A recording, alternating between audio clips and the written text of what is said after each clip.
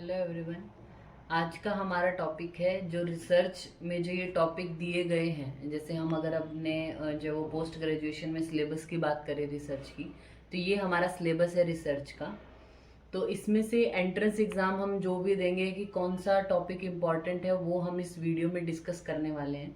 तो पहला हमारा है इंट्रोडक्शन टू रिसर्च। अगर आप बात करें एमडी के पर्पज से तो इम्पॉर्टेंट है, पूछा जाता है क्वेश्चन। लेकिन अगर एंट्रेंस की बात करें तो इसमें से कुछ क्वेश्चन ऐसा नहीं आएगा, ठीक है। इसमें सिर्फ रिसर्च की डेफिनेशन, अनुसंधान क्या है, ये जो टाइप जो नाम दिए गए हैं गवेषण परीक्षण, उनके बारे में बताया गया है। सेकेंड चैप्टर है हमारा general guideline and step in research process. तो रिसर्च प्रोसेस कैसे होती है, मतलब सिलेक्शन करना है टॉपिक का, लिटरेचर रिव्यू करना होता है। तो लिटरेचर रिव्यू जो होता है उसके टाइप्स होते हैं, वो एक बार टाइप के नाम आपको पता होने चाहिए। देन रिसर्च प्रॉब्लम क्या है, हाइपोथेसिस क्या, ऑब्जेक्टिव है, जो ऑब्जेक्टिव में हमारा एक क्राइटेरिया आता है स्मार्ट क्राइटेरिया, ठीक है। पहले जब हम रिसर्च प्रॉब्लम सिलेक्ट करते हैं तो वो कैसे करेंगे, पाइकॉट क्राइटेरिया के बेसिस पे। तो वो आपको पता होना चाहिए। सॉरी, फाइनर क्राइटेरिया के बेसिस पे।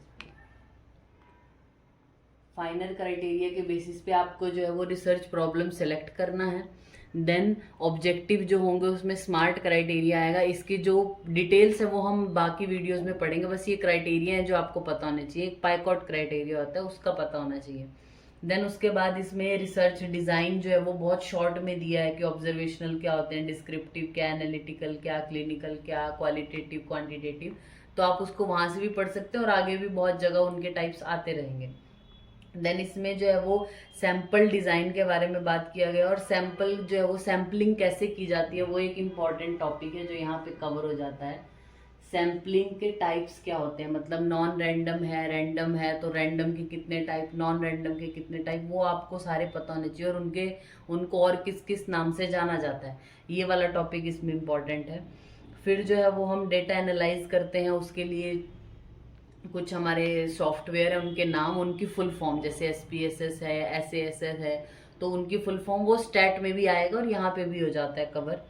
देन उसके बाद यहाँ पे इथिकल एक्सपेक्ट ऑफ ह्यूमन और एनिमल, जो भी आप करते हो उसमें इथिकल एस्पेक्ट के बारे में बताया गया। तो जो इंस्टीट्यूशनल इथिकल कमेटी है और इंस्टीट्यूशनल एनिमल इथिकल कमेटी है, उनके बारे में यहाँ पे बताया गया। तो एनिमल जो इंस्टीट्यूशनल इथिकल कमेटी है उसको क्वारम, मतलब जो एक डिसीजन लेने के लिए मिनिमम मेंबर होने चाहिए उसको क्वारम बोलते हैं। तो वो कितने मेंबर उसमें होने चाहिए, एनिमल वाले क्वारम में कितने मेंबर होंगे, टोटल मेंबर कितने होते हैं। और जो एनिमल इथिकल कमेटी यानी एनिमल पे एक्सपेरिमेंटेशन करने के लिए, एनिमल हाउस बनाने के लिए जो हमें परमिशन देती है वो कौन सी सेल है, जैसे इसमें है CPCSCA, ये परमिशन देता है हमें कि आप एनिमल हाउस बना लो।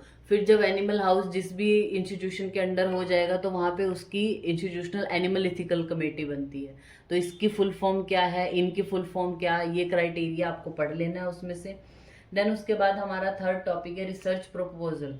रिसर्च प्रपोजल में हमें बताया गया है कि हमें जो है वो रिसर्च जब भी हम प्रपोजल देते हैं उसमें क्या क्या टॉपिक कवर होते हैं, वो नेक्स्ट में भी होगा कवर, तो इतना डिटेल में पढ़ने की ज़रूरत नहीं है।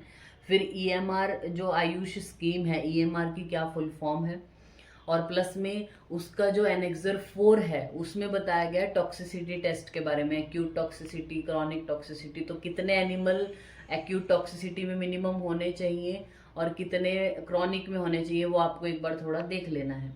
देन है हमारा fourth chapter scientific writing and publication, ठीक है।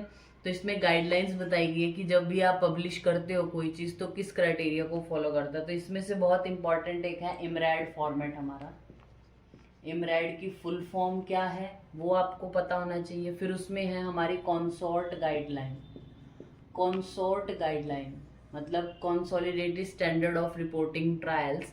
तो इसमें चेकलिस्ट 25 चेकलिस्ट है और एक फ्लो डायग्राम है। तो जो वो 25 चेकलिस्ट हैं उसमें बताया यही गया है कि इंट्रोडक्शन लिखा जाता है, मटेरियल मेथड कौन है, रिजल्ट कौन है, लेकिन उसमें भी और सब टाइप किए गए हैं उसके कि टाइटल किस में आएगा, ये किस में लिखना है, ऐसे। तो एक बार कॉन्सोर्ट गाइडलाइन की जो 25 चेकलिस्ट है वो आपको ज़रूर पढ़ लेनी है। उसमें पूछा जाता है कि ये वाला इसके अंडर आएगा क्या।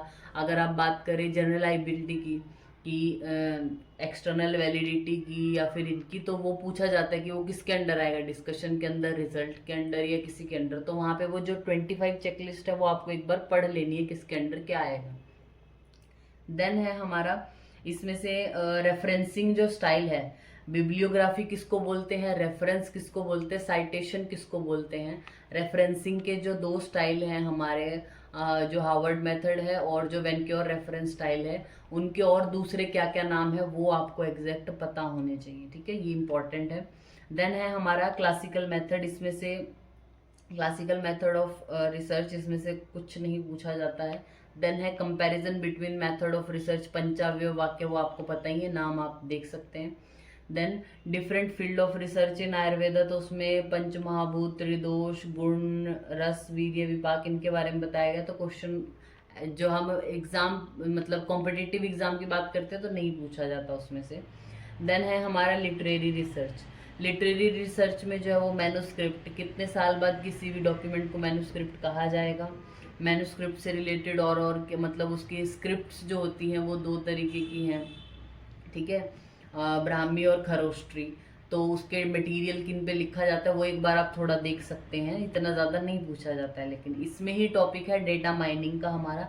तो डेटा माइनिंग के कौन कौन से सॉफ्टवेयर हैं, जैसे टेनेग्रा है, टॉर्च है, ऑरेंज है, ऐसे करके नाम है उनके। तो डेटा माइनिंग के जो भी सॉफ्टवेयर हैं, प्लस में डेटा माइनिंग की जो है वो स्टेप्स हैं, 3 स्टेप्स हैं, तो उनकी जो कौन सा किसके बाद सीक्वेंस आएगा वो आपको पता होना चाहिए, बस इतना ही, डिटेल बहुत ज़्यादा नहीं उनकी। देन है ड्रग रिसर्च का टॉपिक। ड्रग रिसर्च वाले में इतना ज़्यादा कुछ नहीं है। जीएमपी जीएलपी के अंडर जो भी चीज़ें आती हैं, जैसे हमारी जो है वो आयुर्वेदिक जो फार्माकोपिया है, एपीआई है, उसके कितने पार्ट्स हैं, कितनी वॉल्यूम्स हैं, किसी की फुल फॉर्म पूछ लेंगे, जीएमपी जीएलपी क्या है, इतना ही पूछा जाता है और कुछ नहीं। फिर सेफ्टी एस्पेक्ट वाला, ये पुराना वही आ गया हमारा जो हमने ईएमआर आयुष स्कीम जब हम पढ़ेंगे तो उसमें एक्यूट और क्रॉनिक टॉक्सिसिटी, तो इसमें ज़्यादा डिटेल में दिया है, तो वहाँ से भी देख सकते हो और यहाँ भी कि एक्यूट टॉक्सिसिटी के लिए कितने एनिमल चाहिए, क्रॉनिक टेस्ट करने के लिए कितने चाहिए। और इसी में जो है वो हमारा CDSCO प्लस में OECD गाइडलाइंस इनके बारे में लिखा हुआ है। तो इनकी फुल फॉर्म्स और इनके अंडर क्या क्या आता है ये थोड़ा आप देख लीजिएगा। फुल फॉर्म बहुत बार पूछी जाती है, 2-3 क्वेश्चन तो होते ही हैं फुल फॉर्म वाले, तो वो आपको ध्यान रखने हैं। देन आता है हमारा ड्रग डिस्कवरी एंड डेवलपमेंट वाला। तो इसमें ड्रग डिस्कवरी की भी 3 स्टेजेस है, पहले आपको क्या आइडेंटिफाई करना होता है, फिर कैसे जाना होता है नेक्स्ट स्टेज में, तो उसके वो स्टेप्स जो है वो आपको याद रखने चाहिए। और फिर ड्रग डिस्कवरी करते टाइम जो है वो हमारे कुछ टाइप्स है, micro array, macro array, cell culture, उनके जस्ट नाम, उसका कुछ नहीं। बाकी ये जो टॉपिक है clinical research, that is most important topic, जिसमें जो हमारे ट्रायल्स होते हैं, ऑब्जर्वेशनल ट्रायल क्या, डिस्क्रिप्टिव क्या, एनालिटिकल क्या, लॉन्गिट्यूडनल, रेट्रोस्पेक्टिव, प्रोस्पेक्टिव, कोहॉर्ट, ये क्रॉस सेक्शनल, सब जो ट्रायल के जो टाइप्स हैं इसमें है, इम्पॉर्टेंट है, पूछे जाते हैं। फिर इसमें से टॉपिक जो और पूछा जाता है एरर या फिर बायस का, टाइप 1 एरर क्या, टाइप 2 एरर किसको बोलते हैं, बायस कौन सा होता है, कौन सी स्टडी में कौन सा बायस होने के चांसेस ज़्यादा होते हैं।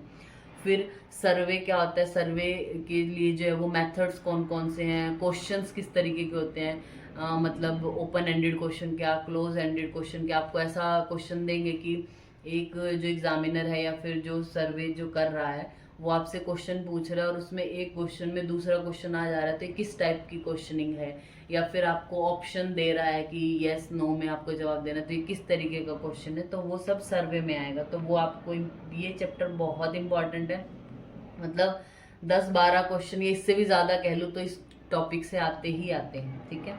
देन है हमारा फार्माकोविजिलेंस का। तो फार्माकोविजिलेंस का सेंटर कौन है, कितने हैं, कहाँ है, उनकी फुल फॉर्म्स वो जो है वो आपको पता होने चाहिए। बायो इन्फॉर्मेटिक्स वाले से बहुत ज़्यादा नहीं पूछा जाता है। बायो इन्फॉर्मेटिक्स में जो डेटाबेसेस हैं जैसे पबमेड है, मेडलार है, स्कोपस है, उनके बारे में थोड़ा बहुत कुछ ऊपर में डिटेल में बहुत नहीं जाना है, जस्ट माइन्यूट चीज़ें हैं जो उनके बारे में पता होने चाहिए। फिर इंटेलेक्चुअल प्रॉपर्टी राइट है।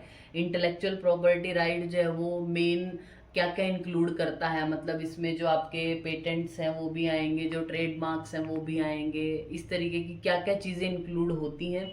और जो जो वर्ल्ड ऑर्गेनाइजेशन है पेटेंट के लिए वो क्या है, कितने मेंबर आते हैं, TKDL की फुल फॉर्म। तो ये जो भी हमारी पूरी बुक है, अभी रिसर्च की हम बात कर रहे हैं, इसमें जितने भी एक तो फुल फॉर्म्स आते हैं वो आप एक जगह कहीं पे लिख लीजिए कि इसका फुल फॉर्म ऐसा होता है। तो फुल फॉर्म बहुत पूछते हैं, एक या दो क्वेश्चन वैसा रहता है। फिर किस चीज को कौन कंट्रोल कर रहा है, जैसे कि एनिमल वाला भी हमने एग्जांपल दिया, तो ये क्या करेगा, जो एनिमल हाउस जो प्रोवाइड करना है उनके लिए परमिशन देना है वो इसके अंडर होता है, ठीक है। ये क्राइटेरिया जो 3 है, फाइनल क्राइटेरिया, पाइकॉट क्राइटेरिया, स्मार्ट, इनमें से क्वेश्चन आता ही है। ट्रायल्स जो है वो उनके एग्जाम्पल्स जो है वो आपको पढ़ लेने हैं। तो ये हमारा टॉपिक हो गया कि इम्पॉर्टेंट टॉपिक क्या है जो हमारे जो एंट्रेंस एग्जामिनेशन है उसमें पूछे जाते हैं। Thank you.